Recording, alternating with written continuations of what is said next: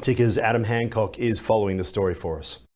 Penny Wong's visit to Beijing is yet another sign that both Australia and China are willing to try and put aside some of their differences and rebuild a relationship which has been very tense in recent years. Two of the main talking points between the Australian Foreign Minister and her Chinese counterpart are around trade sanctions and also the fate of two Australian citizens who have been detained in Beijing. And that really gives you an insight into how bad things have got between these two countries. Now, her visit comes on the anniversary of 50 years of diplomatic ties between Canberra and Beijing, and it's been seen as an opportunity to continue to restore relations after President Xi met Anthony Albanese at the G20 summit in Bali. No Australian foreign minister has made the trip to China in the last 4 years, which signifies how difficult relations have been between the two countries, especially considering that China remains Australia's major trading partner.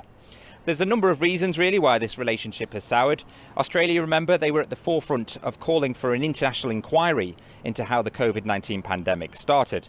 That angered Beijing so much that they imposed trade sanctions on Australian exports. Another cause of tension was the decision by the former Australian Prime Minister Scott Morrison to effectively ban China's Huawei from the 5G network in Australia. And Beijing has taken a dim view at Australia's alliance with the US. They're both part of the Quad Group, for example, which China sees as an attempt to counter their efforts to gain more of a footing in a lot of the Asia-Pacific region.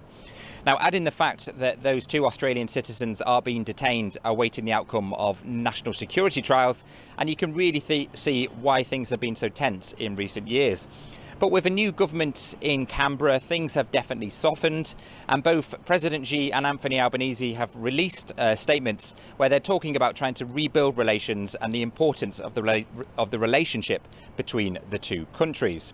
So with diplomatic ties improving, many will now be watching to see if those economic sanctions can be removed, in another sign that Australia and China are prepared to engage with each other again.